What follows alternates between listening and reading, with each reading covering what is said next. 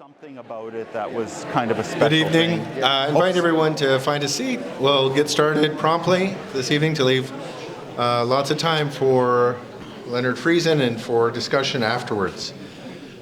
I am Troy Osborne. I'm the Dean of Conrad Grebel University College. On behalf of my faculty and staff at the college and the Institute of Anabaptist and Mennonite Studies, it's my pleasure to welcome you to the second of these special lectures given by Professor Leonard Friesen.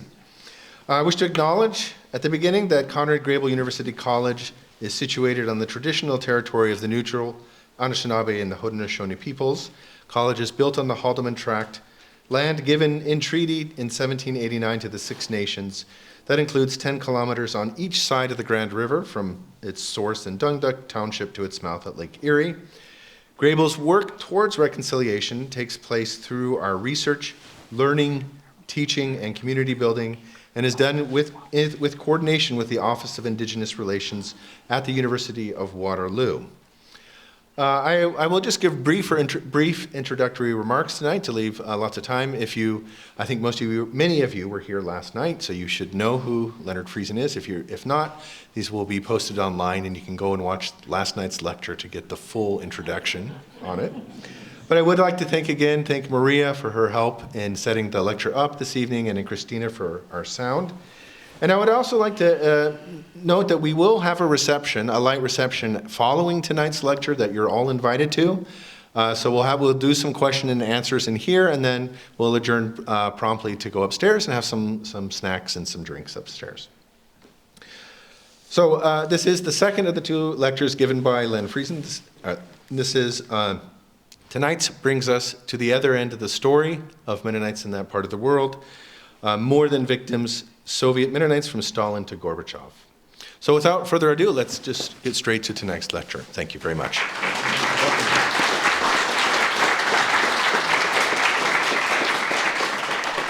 Well, good evening. Many of you heard me last evening, and you're back again. It's like that's why I believe in miracles. So that's really great. This is picking up okay? Perfect. If you really want to know who Leonard Friesen is, you would phone 519-745-2600, offer to take Mary out for coffee, and she'll tell you the goods on that one. I've also got Mary again. Mary, if you can do the timekeeping again. I feel that was... I don't either. So this is good. Anna, do you have a watch? No, but I have a phone. Oh, a phone.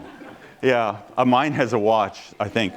So that would be at 50 minutes. That would be great. And the buffet, two of my grandkids, one or two? One came back, I think for the buffet. Is it a buffet? It's light refreshments.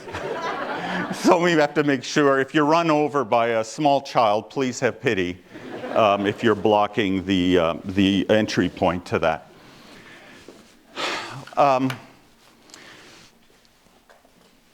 I am really grateful again for the invitation, and as we talked, it was clear to me that what I wanted to do was tell both sides of the story of what I'll call my people, my obscure people in that land.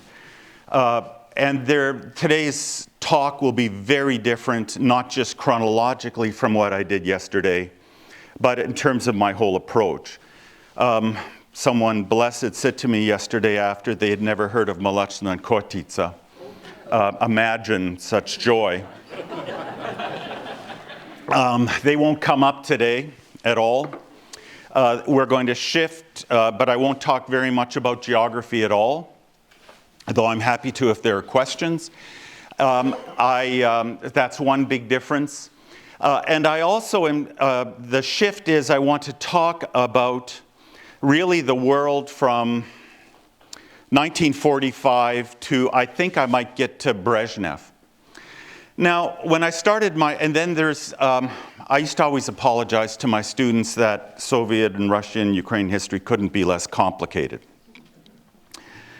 When I think back on a long career that I've been fortunate to have, when I began, there were a lot of people, whenever I would talk to non-students, who had very clear impressions of Stalin, Khrushchev, and Brezhnev and Gorbachev.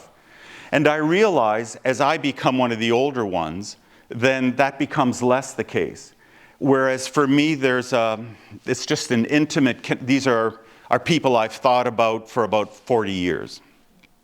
And so what I'll want to do is talk about it. Fortunately, we have stereotypes about Stalin, that evil, and Putin, evil. We have all of these kind of stereotypes. And so I'll want to work through some of that history, but in a way where I try to cover 4 or 5 things, there's only one thing I want to say, and it'll come up in the next 2 slides, and the rest of it will be kind of reaffirming all of that. I do want to acknowledge Mr. Hebert, who is here, who I think is someone who will know of the names that I've heard and has been listening, showing up when I've talked since I was a Prophet Grebel, and I'm always thrilled to see him. So here we are, Soviet Mennonites. One of the really remarkable things about my career is I began the career when, as I said yesterday, our assumption was that Russians, Soviets were evil. And I get to end it with the same philosophy that Russians, Soviets, whatever, Russians, Putin, leaders, they're evil. It's often the way we dismiss any leader that we're having a disagreement with. I don't think it's all that helpful. But we do have these images of that side, and then when it comes to the other side, we have a certain notion of what does it mean to be a victim. When it comes to our core assumptions, I think about the Soviet history, and the Soviet history, the whole history, but certainly after with Stalin, is that the Soviet Union was a totalitarian dictatorship. And that the people who exercised control had absolute control over the population. And that the population itself was remarkably servile. They were serfs, slaves essentially. They had no voice. And the second thing is, as a result of that, the Mennonites who stayed in the USSR, there's actually not much we can say about them beyond the fact that they were powerless victims.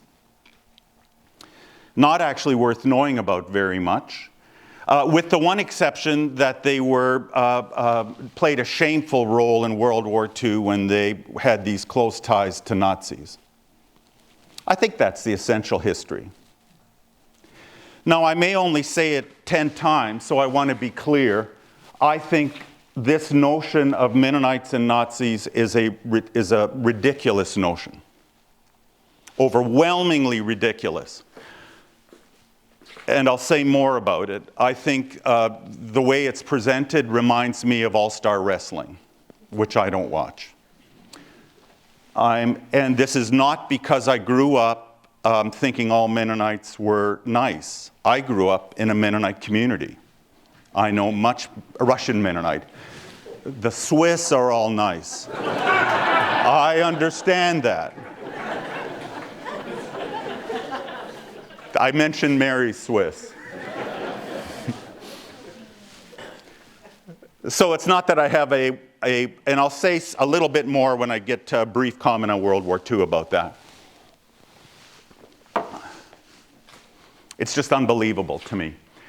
So here's my assumption. The Soviet Union was never a totalitarian dictatorship. Never. And when I say that, I want you to know that I always feel an obligation, not with students, I feel I can make things up with them, but when I'm talking to mature people who appear to be old enough to have a driver's license or have had one, I always feel I should not just tell them Friesen's weird theories, but what are historians as a whole saying? And historians as a whole have dropped that idea. And they've dropped it around, 30, 40 years ago. And I'm going to say a little bit about that. But it's a much more chaotic society. And so because of that, the image of the population as slaves makes no sense whatsoever. And what we do in the process when we call them slaves, when we dismiss them, first, it's really nice for us because then we actually don't have to know anything. What's Putin like? Evil. What's this guy? Evil. It saves us, but if I gave a piece of paper and said, oh, tell me everything you know, I would get a lot of blank paper back, except a 4-letter word starting with E. And I'll say a little bit more about it. That notion is just overwhelmingly dropped. And it's in part because the core of it, I'll get to it. And for this reasons, Soviet citizens, including Mennonites, were never powerless victims. They were always had vigilance. Eli, the connection I can make now later. They always were more than victims. They had agency. They had a voice in the worst times possible. And I'm going to come back to this because we live in a world, this society, which has made people either victims or victimizers. And victims, God knows, have no responsibility. It's really hard for us to break out of that. But I'm telling you, it does not help us when it comes to understanding this society.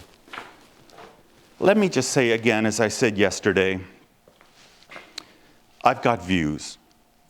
You agree, you don't. If I offend you, I apologize. I'm happy to have conversations to kind of work these things out.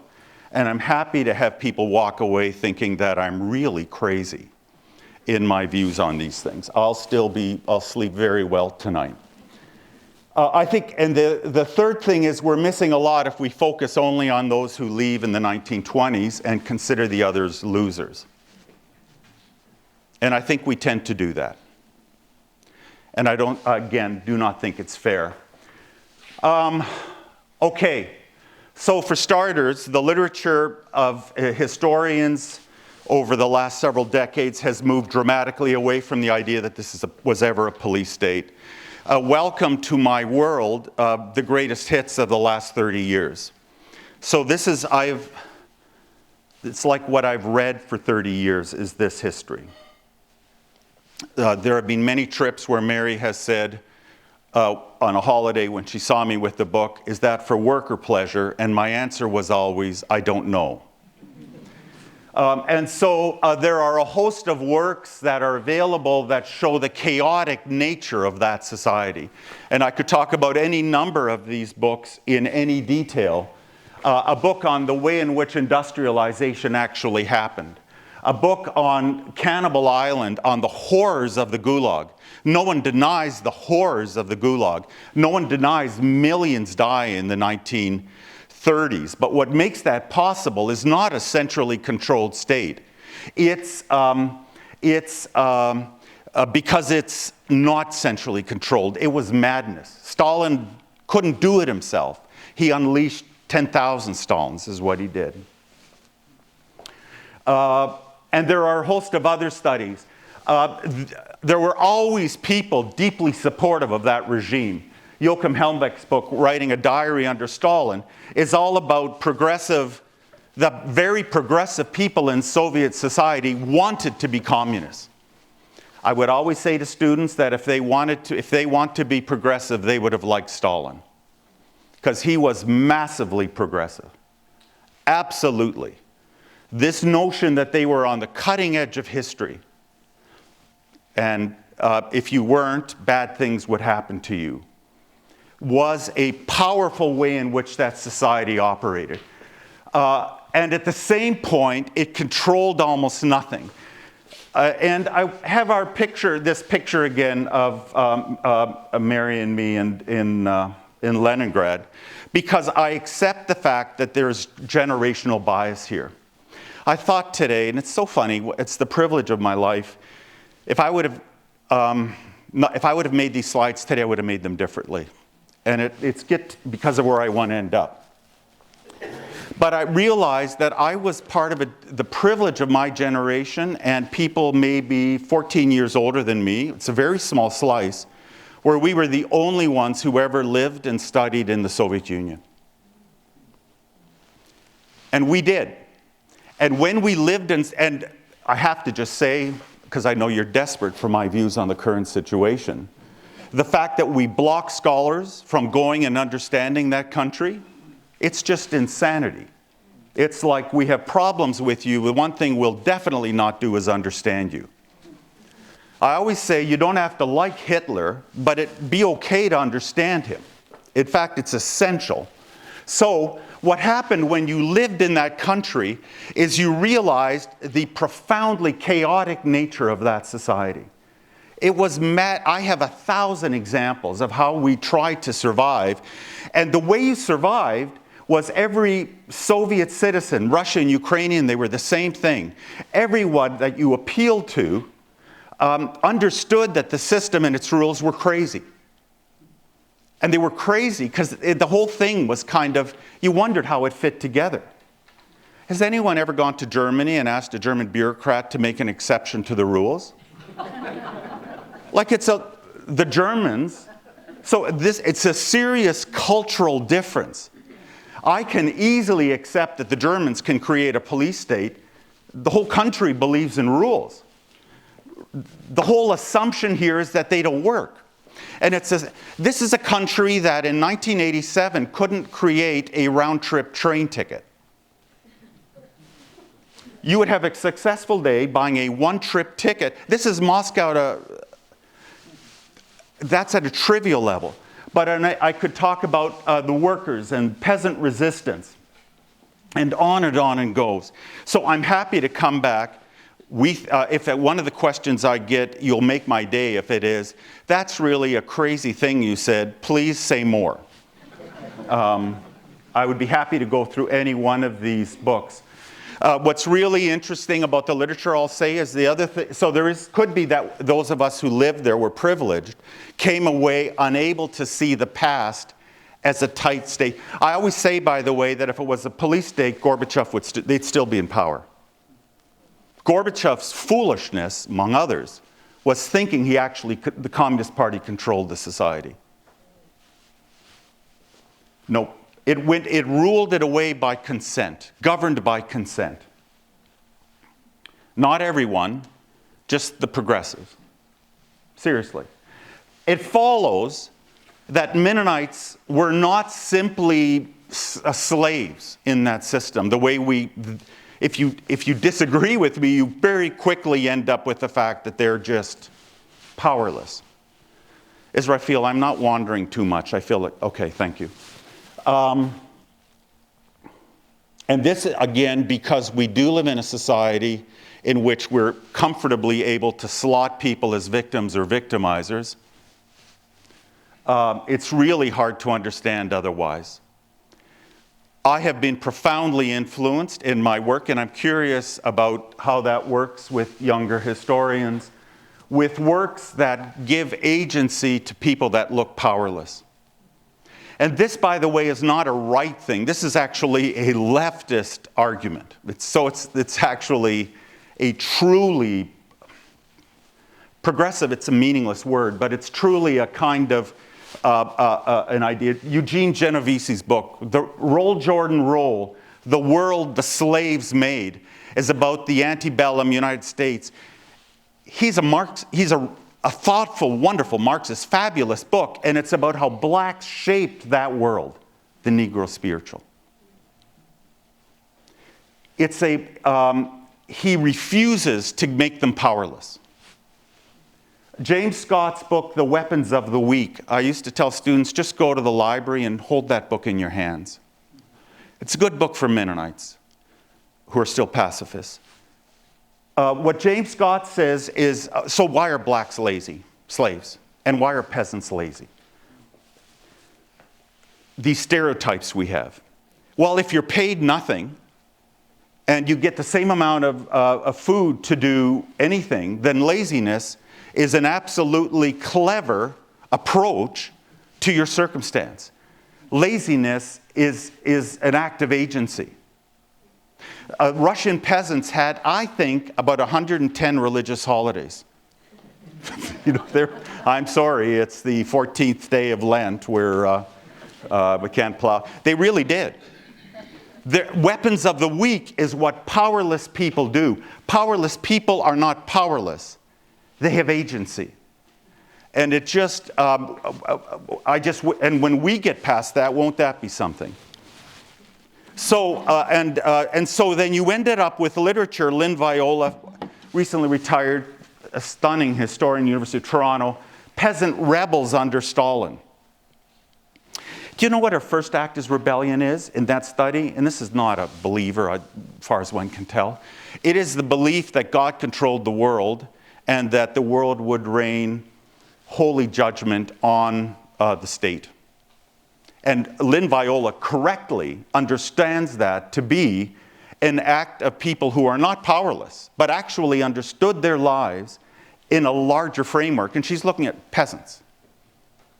It's a really wonderful study that blows this idea that we stereotypically have. I'm going to come back to that picture because what I want to argue in the 60s and 50s, 60s is that Mennonites show the kind of courage that those acculturated ones of us would never dream of showing if supposedly our society would ever turn unchristian, if that would ever happen.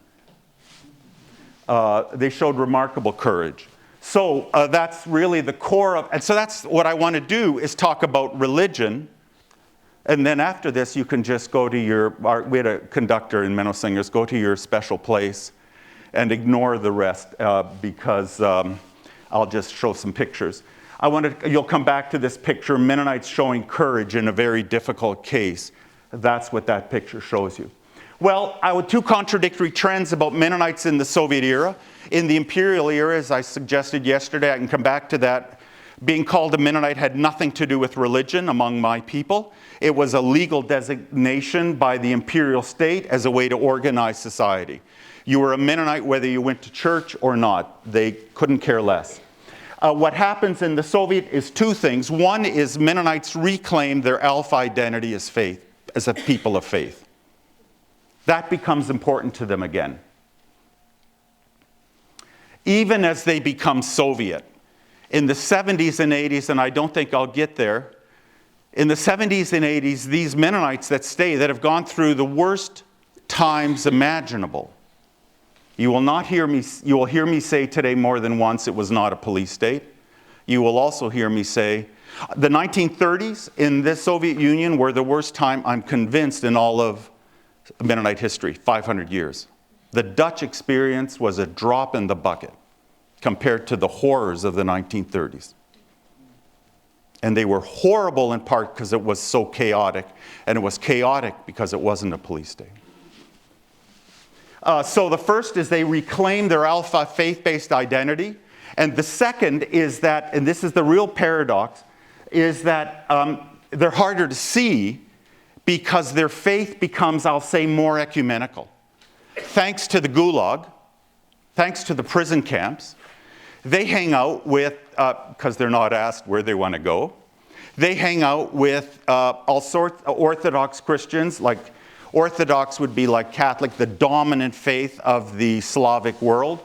They hang out with Baptists, they hang out with, I suppose, Catholics. They hang out with a variety of Christian faiths, and so they become a little bit indistinguishable, and many Mennonites actually end up not in a Mennonite church, and then this lovely game all Mennonites play, or is that a Mennonite, becomes like a really one like this. They become really Soviet citizens, and I say that, and I'm going to drive that home because they barely know German by the time they're gone. When I visited Kazakhstan, when I would visit your uncle and aunt, that was all in Russian, in Dnipropetrovsk, your uncle and aunt.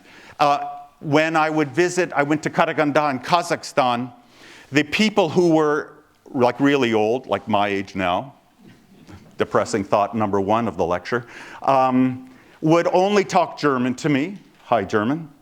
The people who were my age only spoke Russian to me. And the ones I had to really be paying attention to were the ones in the middle, where a sentence would start with one language and then shift to the other and come back. They become Russianized. They write a series of books telling their story in Germany when they leave, And they write them in Russian.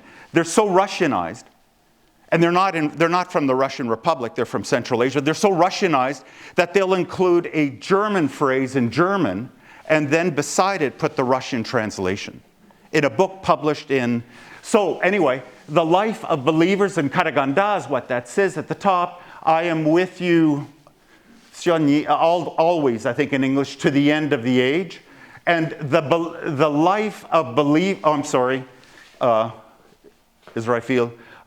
life of believers and I'll say churches of evangelical Christian, Baptists, and Mennonites. You can kind of make out Mennonites, the H is an N, of Karaganda, of evangelical Christians and Baptists and Mennonites.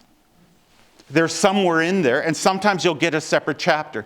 So they're known for their faith, but they don't do the really cool thing we like to do, which is only hang out with other Mennonites if we can avoid the others. What I want to say this evening is found in this nutshell. I'm going to describe now in a legal act to you. I think it's remarkable. I was going to say they ignore the red. But then if I say ignore the red, what are people going to look at, right? So I'm going to say, look at the red. 5th of June, 1945, Georgy Petrovich Wiens, along with many others, took part in a baptism in Omsk. There's a gentleman at the back who's been to Omsk, right? Yes. In Omsk, Siberia. In Siberia. Here's his memory of this. So I'm describing to you in a legal act in the midst of Stalin's control of a dictatorship where this would never happen. After the baptism, we returned to town. We were around 100 individuals. We sang as we went the village lanes, along the village lanes, and then along the city streets. And no one stopped us. It was this time of freedom. The war had only ended, and all the people were filled with joy at the end of our terrible, blood-spilling war. I don't have time to make that elegant. In the town, there were many soldiers returning from the war. There was great joy, many smiles, people singing. The feeling of freedom overflowed in our hearts. Believers, Christians, Vidyushchi is what they say for believers. I actually don't know if Muslims would say that. Jews understood that our God, the great creator of peace, with mercy has looked on his people and exterminated war. And we praised him for it. That is an illegal act. In the hundreds. The context for this is that Stalin does, and it's just so awful if I feel I have to break all bubbles, but Stalin does go soft on religion in World War II. And there's much I could say about that. And he goes soft on religion because death has a fabulous way of focusing the attention of people who are about to die. And what we find is, despite the 30s being the most horrific decade for Mennonites ever, within months of a war, there is this intensive interest in religion, and it's all over the place. The book I never wrote, oops, no, wrong way, ignore, is Victoria Smoking's book. It's Princeton Press, I think. Jonathan will like that. And it's a book on the history of atheism. And it's essentially a book about how the Soviets repeatedly failed to introduce atheism. So after the most horrific decade, there's this religious revival. And Stalin is desperate because he wants support for the war. And he begins to talk about opening up possibilities. And he closes down atheist organizations. My favorite atheist organization from the 20s is called the League of the Militant Godless. Can you imagine signing up to that thing instead of, say, the Glee Club? No, I'm really holding out for the League of the Militant Godless. And so these things close. He legalizes churches as clubs under severe restrictions. And those severe restrictions don't give room for Mennonites. And they give no room for what that is. And yet it happens. This is a baptismal cohort of 1951 in a legal act. And that happens in, doesn't matter. And I was looking at this, and you find the names, and by the way, Ginted, I wonder if Ginted is winter. Ginted, a Seifelt, a Giebert, a Thiessen, Corny Clausen, Jacob Peters. And here's what's interesting is the baptizer is Peter Thiessen, and it's that guy. And then I was looking at this chart. The Soviet state it's kind of spasmodic, and it does erupt in prison sentences. And there are massive arrests. And I was looking at this list, and behold, I saw Peter Petrovich Thiessen, who is in 1951 arrested. He's a baptizer. He's sentenced to 25 years in prison, and he dies in 1950, whatever that is, 5. Civil disobedience. And eventually, this is where the lecture goes, they wear the state down. And the state will get, and the worst anti-religious stuff is not Stalin, it's Khrushchev. And happy-go-lucky Brezhnev will put an end to all of that. Almost all of it. Well, how did we get here? The way we got here was the worst decade of, I won't say it again, it's a horrific time, the 1930s. Thousands upon thousands of Mennonites will die. I am not indifferent to this date, right? My grandfather dies in the Gulag. My grandmother is blessed because she knew he died. That was considered good news in my background. My uncle ends up saying to someone, I'm very proud. When you're Russian Mennonite, you get to be proud and claim it. That my middle initial G, I was named, when I was born, my uncle George was in the Gulag. I am not indifferent to that, the tragedies. And these are posters that deal with the 1930s. We will destroy the rich, the kulak as a class. There is no room for priests and the kulaks. Religion is the enemy of industrialization. There's no question in the 1930s, in this mad time, that Mennonites suffered for 3 things: their relative wealth, their Germanness, especially after 1933, when Germany doesn't really elect but ends up with Austrian Bavarian in Hitler, and then whose only goal is to destroy the Soviet Union. Well, they're unmentioned. And their wealth, Germanness, and for their faith, and countless thousands will die, and formal religion will be obliterated. I want to move on, but I ask the question, were the Mennonites who then die in the thousands powerless? My answer to you, based on the literature that has influenced my career, is not at all. And these are just a few things that they do. They take off. They go hiding. They carry on preaching. I made reference to it yesterday. You could do worse than to read, Vic, it's your father writing about your grandfather, and it's the shepherd of the oppressed. Yes. Shepherd of the oppressed, from Heinrich Winter is your grandfather. It's your dad too. Yep. And who happened to baptize my mother. But so there's a minister, and what's interesting about the memoir is not just the fact that he will then willingly separate himself from his family. He has agency. But the people who will protect them and give them shelter, right? At great cost. Valdemar Jansen, many of you know him, remarkable individual. His father becomes a minister at a point when it is a death sentence. That is not powerlessness, people. We owe them something. I'm very pleased that the University of Toronto Press put the collective farm of a Mennonite collective farm, Mleczna, in the late 1930s on the cover of my last book.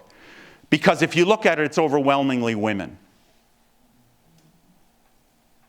Does this mean they've sold out to the Soviets, which is the equivalent of the in-depth research that went into making them Nazis? Of course it doesn't. They're survivors. They are tough as nails.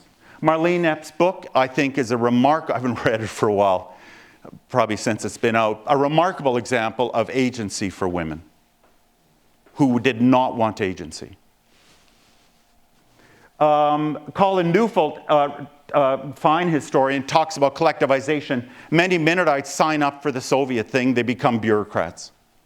But even then, it's not clear whether they become bureaucrats to kind of save Mennonites or because they've abandoned Mennonites, but they clearly are within that system.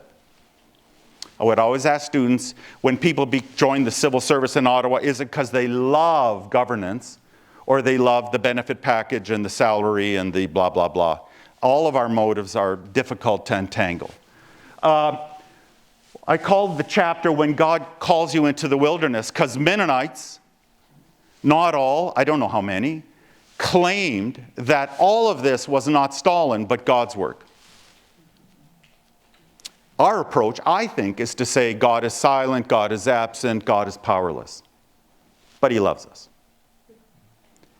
Their approach, it's really astonishing. It is astonishing to me. Is it all? No. Many fall away, fine. Many, whatever. They accommodate themselves.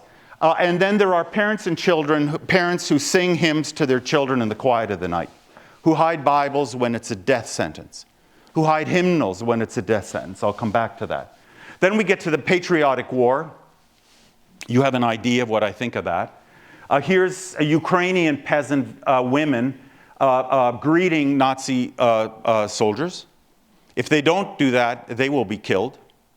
Can I conclude from this that Ukrainians were basically Nazis? Anyone want to vote on that one?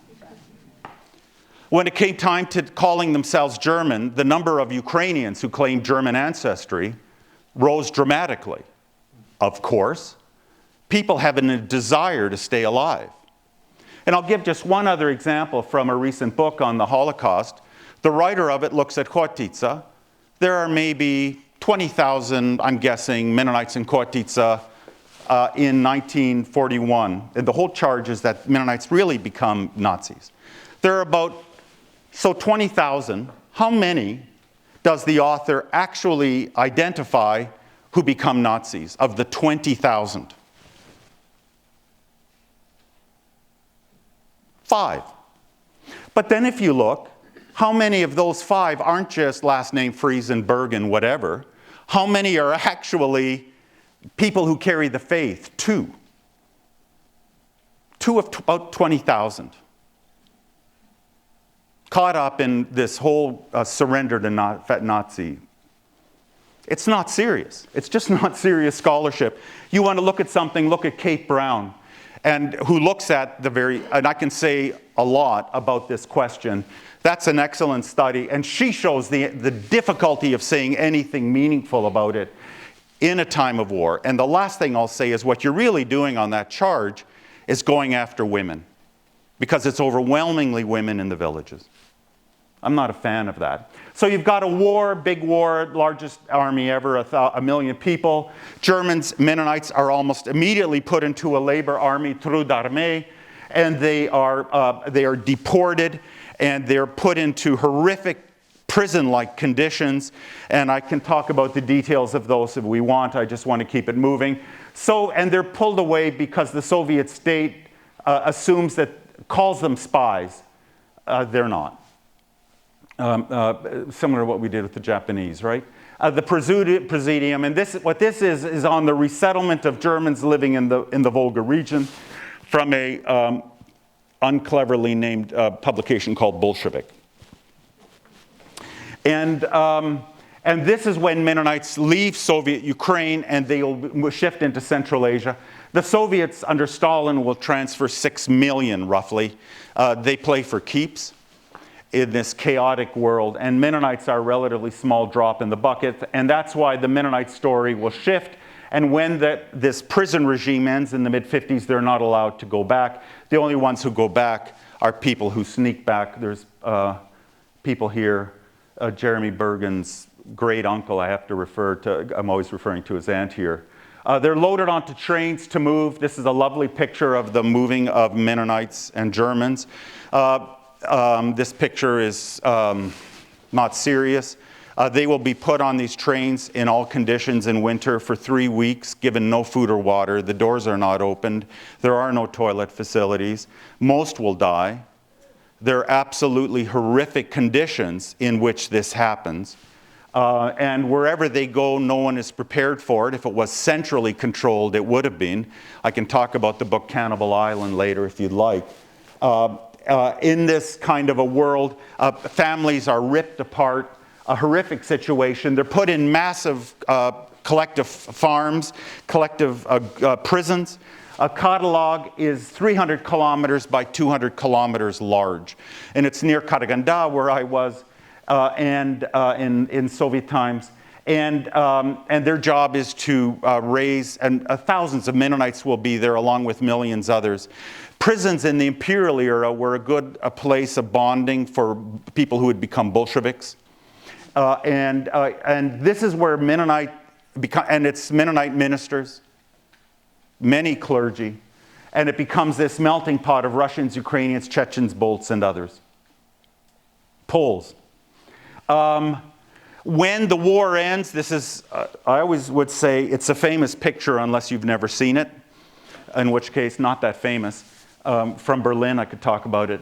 When the war ends, there's that initial euphoria, but actually by 1950, the Soviet state, which is short, no state is as devastated as the Soviet, announces that the Germans/Mennonites will be kept in confinement in perpetuity, denied all manner of civil rights, all manner of anything.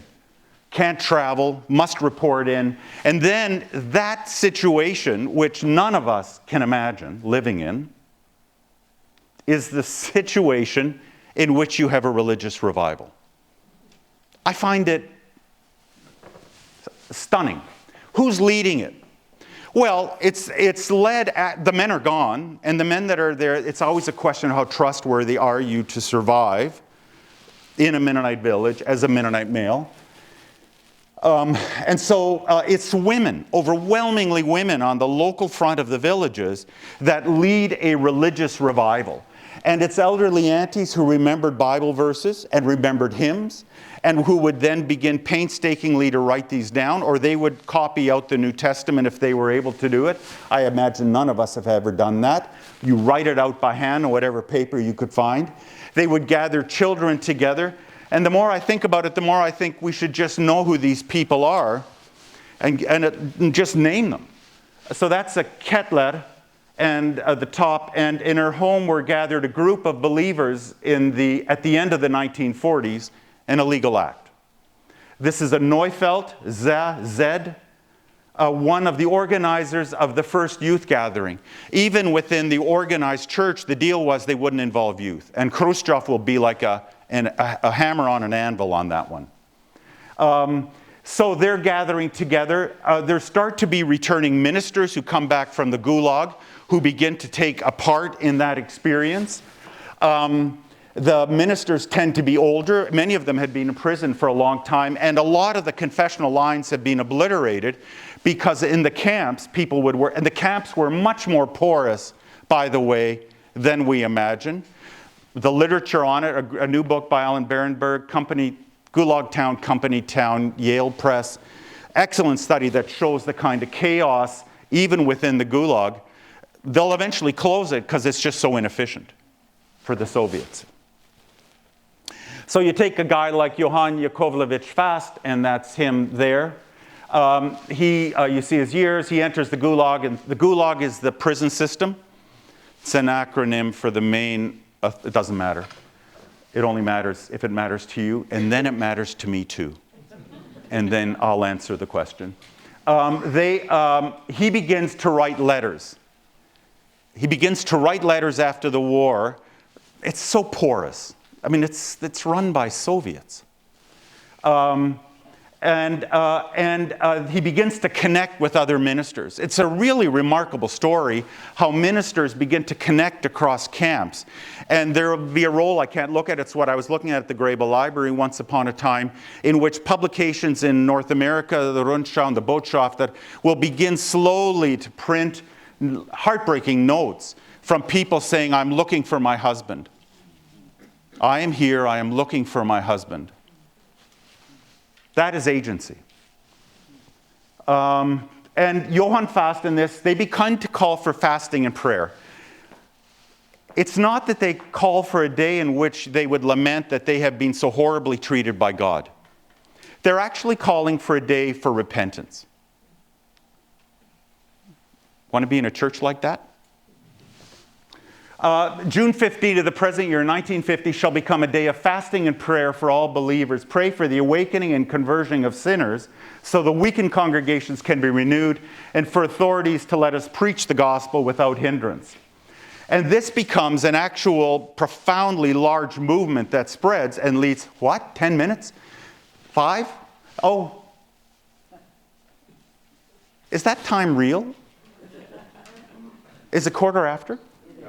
So I have 15 minutes. Oh, I said 50 minutes. Yes, good. We'll give you an extension. Thank you so much. Thank you. The person to blame is in the center wearing lovely red slacks for that comment. I don't know her name. They have immense challenges. They lack Bibles, they lack hymnals, they print these things. They initially lack any kind of preachers. And often you'll have women that will read the Bible, will have prayers. There would be handwritten prayers, reflecting a little bit, singing what songs could be sung. There's no theological training. And they stay in the shadows. This picture from 1950, baptisms, and the rural scenes, right? The other one was a rural scene also, because that was always safer. They develop a whole new theology, really weird, I think, for what I'll call modern Mennonites, if I may be so bold, starting with the fact that suffering is not pointless. Suffering is there because God has willed it for you. Weird, eh? God has willed it for you. And that they will even say, how many? Don't know. I don't know. I don't know. They will even say that that's a call for a return to Christ and a call for repentance. A high authority of the whole role of the Holy Spirit, but also of the church community that will help you discern that. And they're Orthodox. They've been influenced by the Orthodox Church, so it's like it's Orthodox Christians' belief. I don't know what to say about that. And incredibly evangelical. Believers will walk when it's illegal for tens of kilometers to gather together, if they can get away with it. And when the arrests come, they go into the shadows. Ministers will only be known by their first names, often. Stalin dies. I think I can do this. Stalin dies, and well, he's dead. And it's actually the most remarkable day in the entire Soviet history is the death of Stalin. The mass outpouring of grief is off the charts. I was working in Odessa years ago, and I was going to work on a book. I have many failures, and a book that didn't happen on sort of death and faith and death. And all of a sudden, I realized there was all this material written in the late 50s promoting atheism. Unexpected. And I thought to myself, why would there be that literature? And of course, the reason you do it is because the state is concerned about the rise of religion. That's why you promote. And this is why Victoria Smolkin's book kind of bugs me. It doesn't bug me, but that's the book I wished. I have no regrets. That would have been a fun book to write. That's what I sort of set out. I was already in Leningrad gathering books on atheism. I found it so fascinating. It's Khrushchev who will then launch a war on religion. And what Khrushchev, and people like Khrushchev because he's happy-go-lucky and round and whatever, peasantish. But he's actually just, I want to say manic, but I'm not a psychiatrist. But he's just, that's Khrushchev, much I can say about it. He begins to call for the aggressive teaching of atheism. He begins to hand out numerous 5-year sentences only to ministers who are now arrested. And of all faiths, many of the churches that are registered, Stalin had legalized churches in 43 and 44. Many are now closed by him. All the public baptisms cease, and you have all sorts of posters that come out. I never give the same lecture twice. It's the thrill of my life. I found this one at 1 o'clock this afternoon. So they play on Gagarin in space, right? And what he says is Boga нет. God, there's no God. One wouldn't call it sophisticated analysis, but there you have it. So did this work? Well, yes. Yes and no. What happens is churches, these are churches, by the way, Bratski Mennonite are Mennonite Brethren, German Baptists, Mennonite Brethren, and Cerkovnia Mennonite are church Mennonites. They're the good ones, kidding. That would be my background. We would call them, I don't know what we call, General Conference. Does that mean something? United Mennonite Church? Peter? Pardon? Yeah, Kirche, yeah. Anyway, so they're the two kinds of Mennonites. And if you don't know those Mennonites, that's just good. They close all these churches down. What happens to the churches? Khrushchev gives birth to the underground church. Because people do not stop worshiping. They just go into the shadows. And they become, or they'll become arrested. Georgi Vince, I could talk about whether he's a Mennonite, but he's associated directly with the formation of the underground church. And it's Khrushchev, not Stalin, who brings it about. People are fined. This is Henry Dirksen, Genrich Dirksen, who's fined 50 rubles for an illegal gathering. It's his a statement of arrest. There's these books that have been produced in the last while. I mentioned them already. They're up here in the library. And they're fascinating because they're narratives, memoirs, and then they just publish these letters in them. And photos of arrest records. That's where I've gotten so much of this for tonight. Like this. This is civil disobedience, Mennonite style. It's not allowed to gather children to worship in a dark, crowded area. But that's what's happening. And those are the arresting officials in an incompetent Soviet state. I love this picture when I saw it. Wow. This is the 7th of November, 1949. One of the ways you have a bad self-image as a state is to have the October Revolution celebrated in November. It tends to throw off the feeling that you're in charge of your circumstance. But the Soviets would always have the February Revolution in March and so forth. So what do Mennonites do? This is why the idea that it's all centrally controlled. Well, they gather their youth together, of course, to celebrate the Great October Socialist Revolution. That's what they're doing here, right? With their leadership, it's of course a Sunday school class. It's of course not what it says it is. It's using what you have. And this is why by the 70s and 80s, these people become, and this is what's so strange, they'll end up, and then they come to Germany, they're pro-Russian, they're pro-Putin. Weirdest thing for us, we don't like them that way. They become Sovietized, but deeply connected to their faith, which they have fought for and actually shaped the state. So, the picture, what's the picture of? It's children showing up to a public elementary school whose parents refuse to give them the Soviet star or the Lenin tie. That is a picture in 1960 when there's a war on religion of civil disobedience and a courage that I simply marvel at.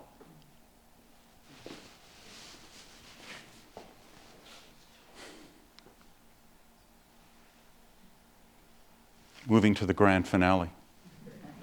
Whenever I would lead tours to Moscow, I would always go to the Novodevichy Cemetery. Have people been to the Moscow? I'll settle for Moscow. So the Novodevichy Cemetery is the, well, it's a cemetery really. And it was a monastery, what was once outside of Moscow, now it's inside of Moscow. And outside a Red Square, by the way, small trivia, it's how my mind works. Red, I talked about Christian and peasant is the same word. The Russian origins of red and beautiful are the same word. Did I say that yesterday? Krasivy and Krasny. Krasivy, Krasny. So it was actually historically the beautiful square. That it ended up morphing to Red Square. Anyway, so this, outside of those who are buried at Red Square, which is the big dogs except Khrushchev, are buried in the Novodevichy Cemetery, including Stalin's second wife. It's a fascinating place. Second wife. Fascinating place. Gorbachev is there now. Yeltsin, I have a story on Yeltsin, meeting Mrs. Yeltsin there. With my last group I was. And the tombstone that was put up to Khrushchev is this, black and white. And that's Khrushchev. He was far too frantic and too unpredictable.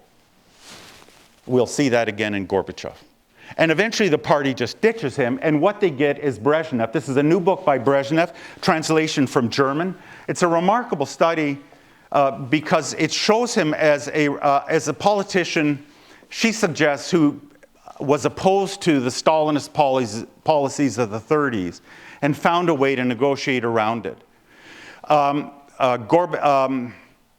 Also shows him to be a ladies' man with those eyebrows. Just chilling thing for me, but I don't want to digress too far on that one. And it's a really it's a statesman, a making of a statesman.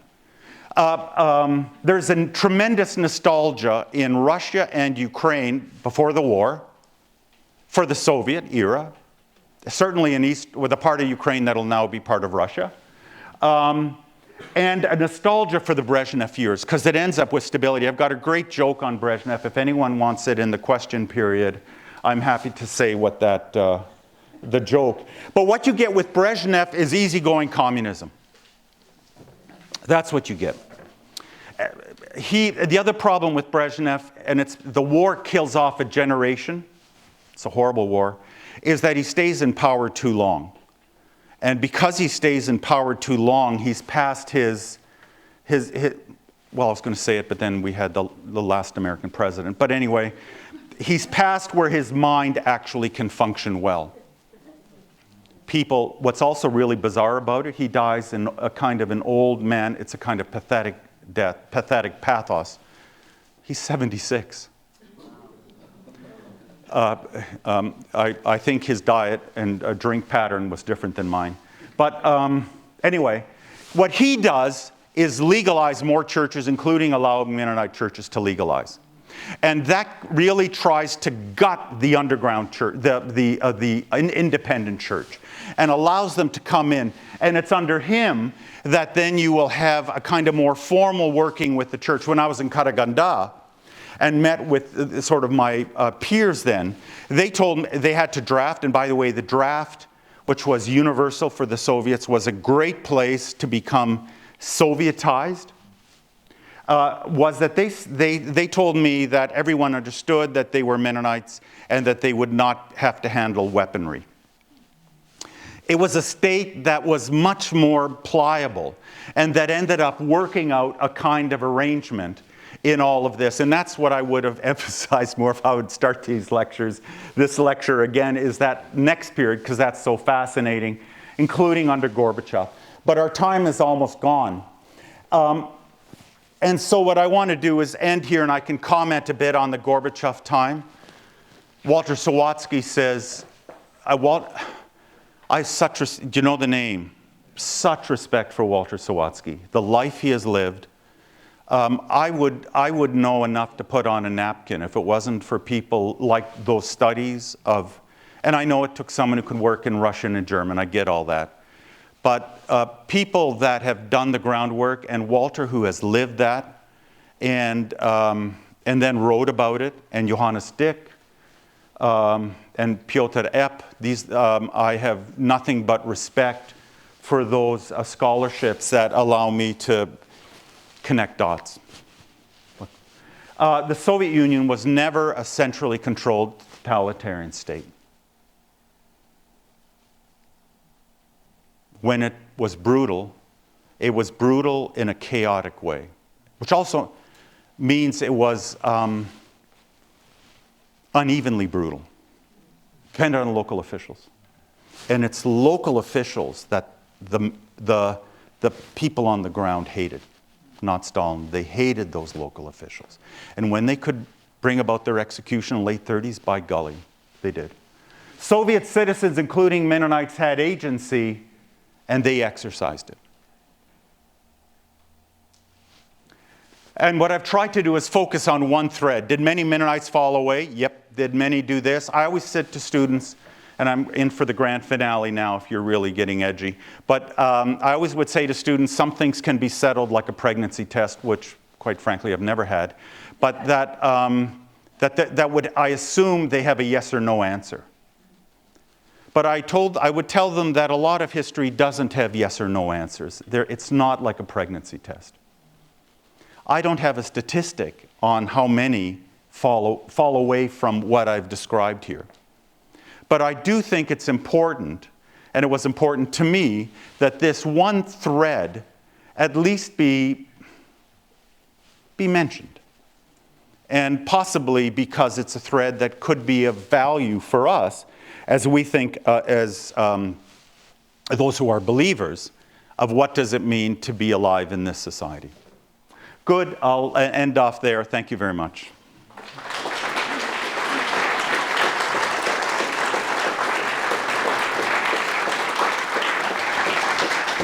Thank you. Well, thank you again for a very stimulating and thought-provoking lecture. So there probably are going to be lots of questions. We can get to some of them now, and then we can take some upstairs for the refreshments later. So is there an initial question to start us off right here? Yes. Considering that Joseph Stalin was such a cruel man, you say that thousands of people mourned his death. Why weren't they joyous that he died? Well, it's really hard to look into the hearts, but the accounts of his death are take one's breath away. Camps. Many of the people. You can hear me okay, right? Many of the people in the camps, going to the camps, many are loyal communists in the late 30s, those who were leading the charge of collectivization. And they always claim they're loyal, and so they still believe in the party. And that even communists will see that they must sacrifice themselves for that good end. The thought is, and because I always say Stalin did not drive the truck that picked up my grandfather. Stalin didn't do that. He didn't work the prison in Melitopol where he was put initially. I lost the thread eventually of my grandfather. So in a way he's above that. He becomes dramatically identified with the war. And it's thought that a lot of that has to do with the war. But what's really, and it could be a joy at his death. The crowds that gather in Moscow for Stalin's death are so great that it's thought that 1,000 at least are asphyxiated by the crush in central Moscow. The hall that the Soviet leaders used was the House of Dom Soyuzov, the House of the Union House, whatever, right beside the Bolshoi Theater. And so it's right in the heart of Moscow. It's thought that hundreds and hundreds die of asphyxiation. And so he becomes that leader. And there's also this paradox that we have, that we would somehow like to have that society be one where people hated their leaders. We would like that, certainly now. It's something more complicated than that, but I can tell you it's a day unlike any other. Yep. Gorbachev is a young man. He's from Stavropol. He's from the Caucasus. Doesn't matter. But he's studying in Moscow. He's a poor agricultural student who gets the dream scholarship, the Rhodes Scholarship, to go to Moscow State. And he talks about, in his work by Strobe Talbot that came out last year, he goes down with the crowds also. It's kind of interesting. What you describe are a bunch of people who are trying to make the best of a very bad situation over the entire Soviet era. And these people were not able to leave. I am one of 100,000 people from Hungary who walked across the border while the border was open for about 4 days. Walked into Austria or into Yugoslavia. Very few people walked into Czechoslovakia. it 1956? 1956, exactly. Terrific year to be born. Oh, I wasn't born then, but I was carried. Oh, well. But the point I'm trying to make is evil is a matter of perspective. When something is being done to you for no apparent reason that's really harmful, the person doing it to you is evil. It's not an objective reality, it's a subjective reality. But it's still no less evil. The damage that this man did, Stalin did, to uncountable numbers of people, in my faith, leads me to believe that there is certain punishment that only God can give, that nobody can give him a sufficient punishment in this world for what he's done. So Stalin was dead for 3 years before 56. I used to, when I would teach, and But it was still very Stalinist.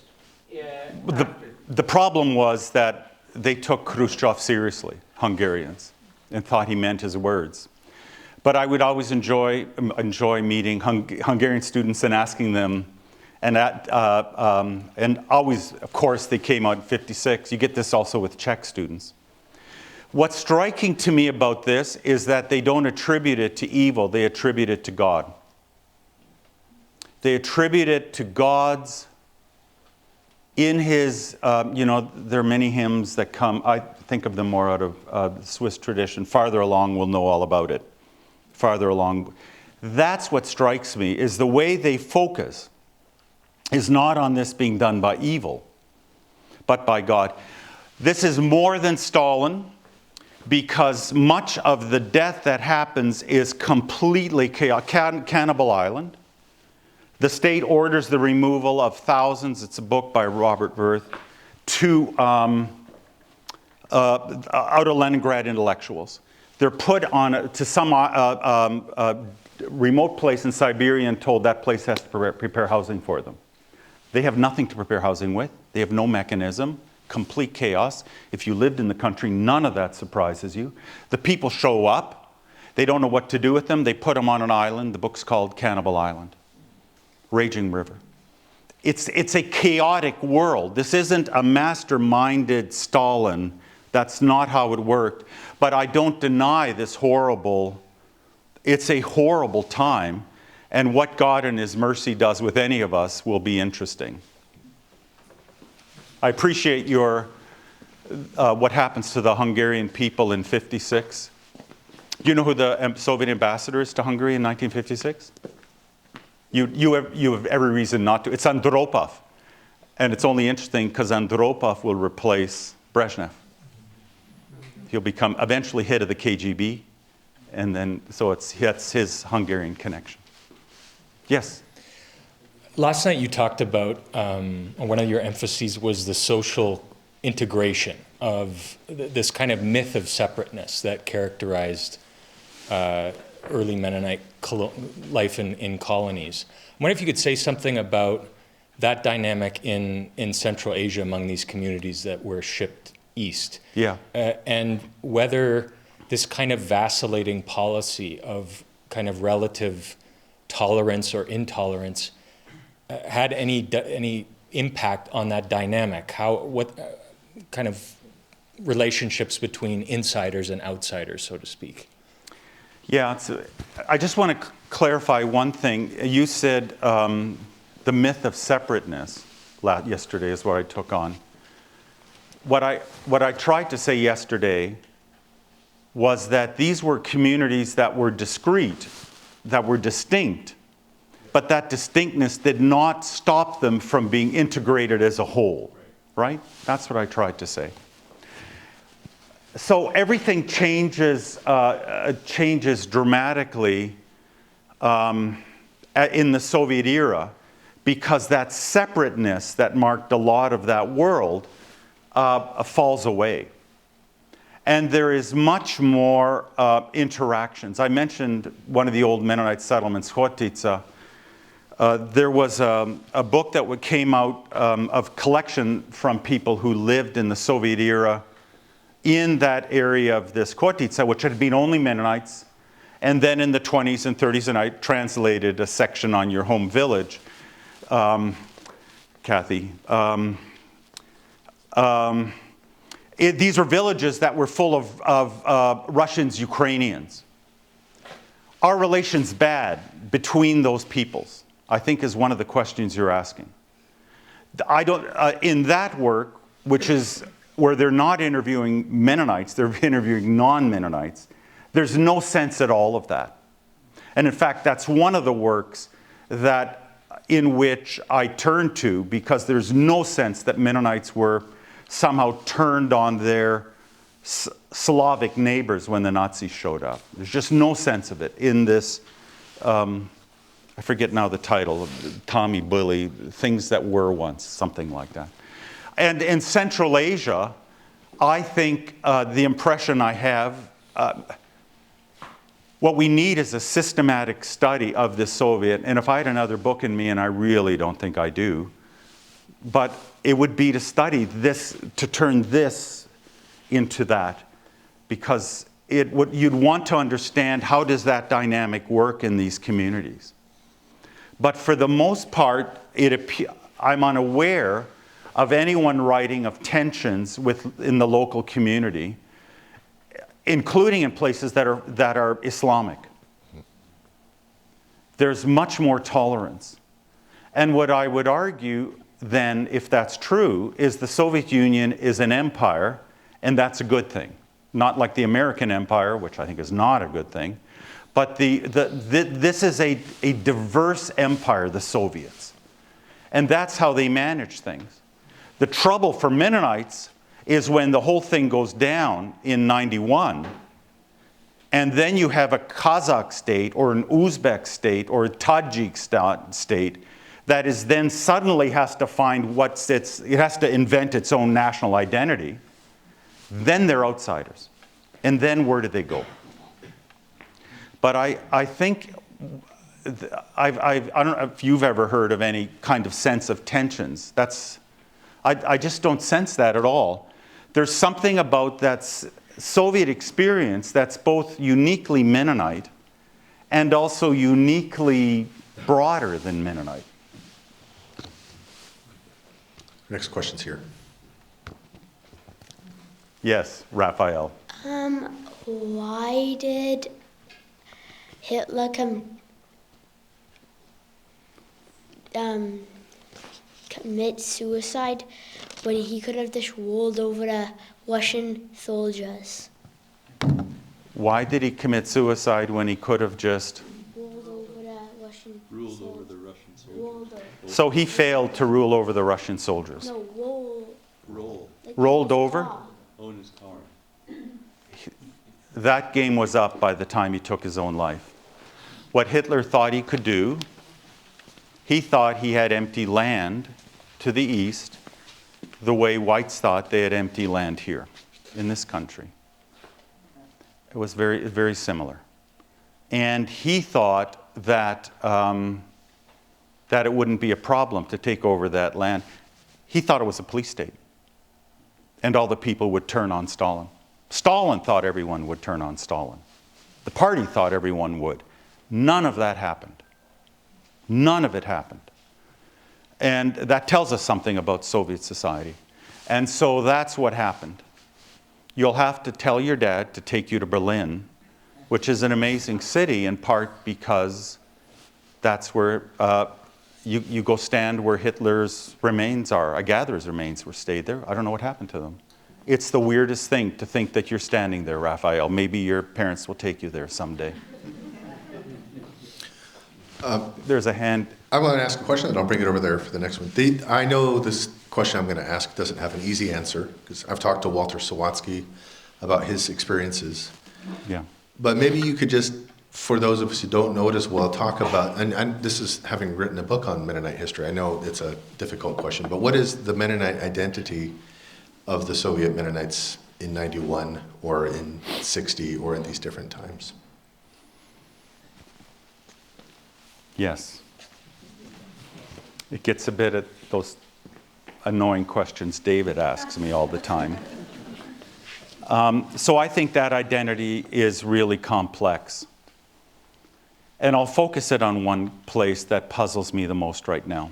And if Walter's puzzled, I take great comfort in then being puzzled also. He's the one who should have written the book on the Soviet era. They all leave within about a 15-year period. And if they really become Soviet, as I argue, they wouldn't have left, right? They're in Germany. Close your eyes.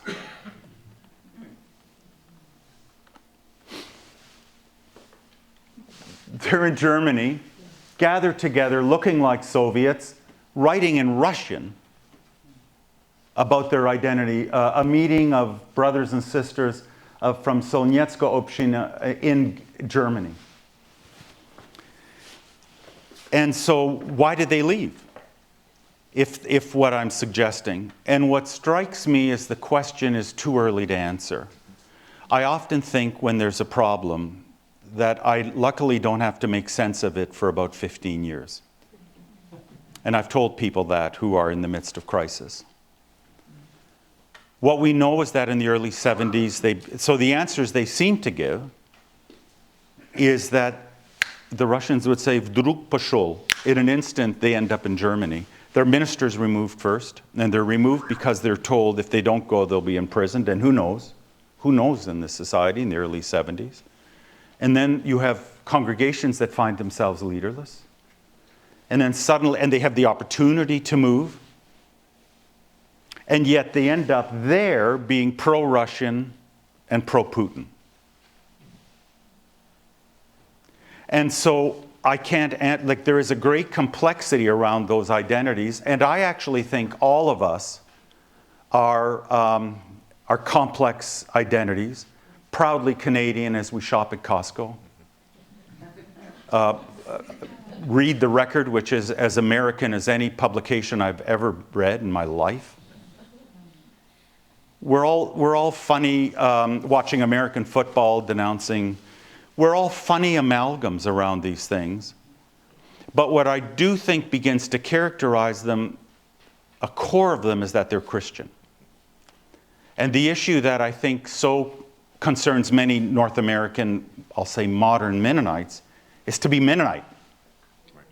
That is trump over even that Christian bit, potentially. Proud of being a Mennonite. I'm not really a Christian. And they don't this is not the direction they take. So I don't think that answers, but I have a hunch you have an answer to that question, Troy. No, I just think I'm fascinated by I met a bunch in '96 and they're still, like you say, too early to tell. Yeah. It's a complex, and they, to their great credit, have become massively involved through Aquila missions in doing missions to the former Soviet lands. I end my book with that because I'm so taken with that. And they end up saying that they left too soon. That if God had called them to that land, they should have stayed there.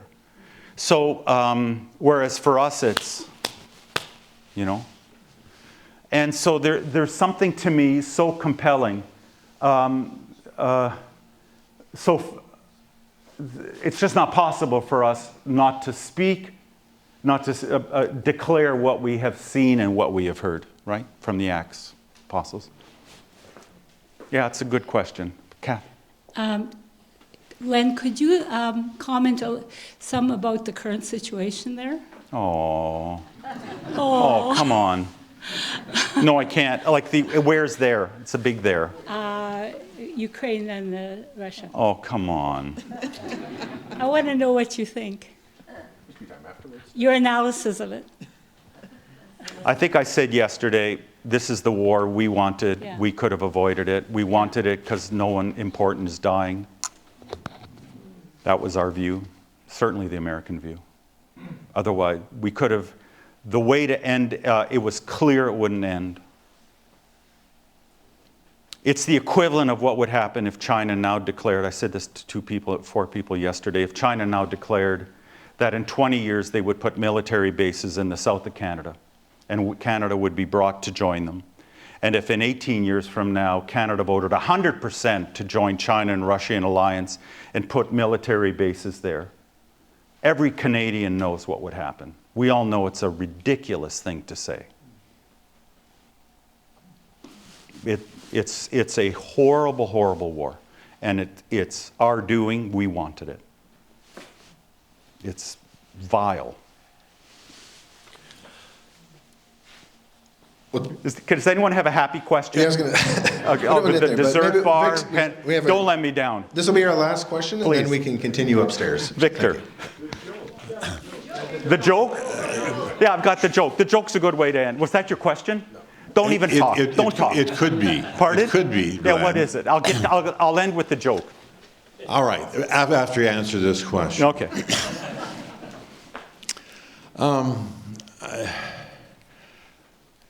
The Soviet Union, most of us don't have warm and fuzzies when we think about the Soviet Union. No, we don't. But you have tried to get us to understand the Soviet Union as a shambolic kind of construction, a Marxist pretend, accidentally killing millions of people. No, I'm being unfair to you, Len. To me? Yeah, I think. I've had people be unfairer. Yeah. I have heard old people say, Die Russen, das ist ein grausames Volk. You understand? Yeah. I mean, if you look at the czars, it's a long, long line of killings, mistreatment of people. The serfs, well, from the movies I've watched, they don't do very well in the Soviet Union, in Russia. Is that culture, and I know you love the Russian culture, explain that to me in the context of what I just said. So the way I would answer it, I got the joke coming, which isn't that funny, don't get your hopes up, but the way I would answer it is, what I didn't tell you is the worst part of this recent literature over the last 30 years. I didn't tell it to you. And that is that what the literature has essentially argued is the Soviet society is like our society. It's a materialist society that is committed to, understands happiness to come out of things. Have you ever heard of a society like that? In which any kind of religious belief that varies from the dominant mainstream needs to be suppressed. You've heard of societies like that. In which people become increasingly like a machine. Stephen Kotkin's book has the picture at the front, Magnetic Mountain, of people in a giant cog. It's a horrific, we've had movies where that star Hollywood actors that are half machines, Schwarzenegger, and people think this is good. It's the destruction of what it means to be human. So what scholars essentially argue is they're essentially like us. It comes from Marxism. Marxism's a Western invention. West European, right? Lenin happens to just gives it a Russian, like a doo-wah. That's what Lenin does. And so I'm as restless about that society as I'm about my own, is what I would say. I'll say one other thing about it, and that is, so one of the books, I mentioned Lynn Viola earlier, one of the books I would assign, one of the great things about grad students and fourth year students is that they force you to read new stuff. Otherwise, I'd still be reading I don't know what. And one of the books I had them read was the book by Lynn Viola called The Unknown Gulag, and students read it up until about page 217, feeling like what a terrible society that is. And on 218, she says that the death rate in the 1930s was less than the death rate among indigenous peoples during the settlement of North America. It's like that. So I live an okay life in a society. I'm not wild about how the whole indigenous discourse is happening. I have problems with that. But I live in a society that's built on mass destruction. That's a materialist society that I should have every reason to feel uncomfortable about. And I see in the Soviet system, the weird thing when I would bring students there is society like ours and a society not like ours. The joke, so you're right, there's some, and it's because I lived there, and what I saw there, because we had kids, I saw moms and dads with kids in parks. So Mary and I didn't go to as many theaters stuff, because kids are a real bother. And my oldest firstborn is here. And so we would sit and I learned Russian, and Mary learned Russian by sitting in parks. And I saw, talking to moms and dads, talking to seniors about the weather. And I saw that they were people like us. And I came back here, started teaching at Grebel, and found myself immensely restless. The last thing I'll say about this is when people would say to me, oh, what a corrupt system, and what of this and a what of that, I would always say to them, you're right. I want to talk to you about that, but I want to talk to you about that in a month. And in the next month, just do me one favor. Only wear clothes made in Canada, eat food in Canada, drive vehicles made in Canada, although our buses were Hungarian, the Soviet buses, the best ones, the ones that you couldn't see through the seams. And after a month, I'll be happy to talk to you about what a horrible place the Soviet Union is. We live by controlling the world's commerce. And what's so annoying about Donald Trump is he's called us on it. That's what he's done. In a chaotic way. Of course, that's what he does. So I don't see it as the classic evil, and I don't see it as profoundly different from us. That would be my answer. The joke is what was Brezhnev like, and Stalin, Khrushchev, and Brezhnev is they're riding in a train, fictional situation. The train stops in the middle of nowhere, and they can't seem to get it going. Stalin says, I'm going to solve this problem for you. What I suggest we do is bring the conductor and the staff before us, shoot them all, and then see if that'll get the train going. Khrushchev says, I don't think that's a good idea, Yosif Vissarionovich. Just not a fan of that. I think it'd be much better if we rehabilitate the previous 3 conductors and send the present conductor and staff away on a learning exercise. Brezhnev comes along and says, I'm sorry, comrades, I appreciate your interest, but wouldn't it be much better if we simply papered over the window and rock gently back and forth and say, choo-choo.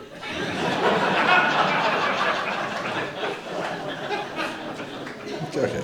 Well, let's give Len another round of applause. Thank you. Thank you very much. Thank you, everyone, for your attendance, and we invite you to go upstairs or continue the conversation up there, but thank you again for coming, and have a good evening. Thank you.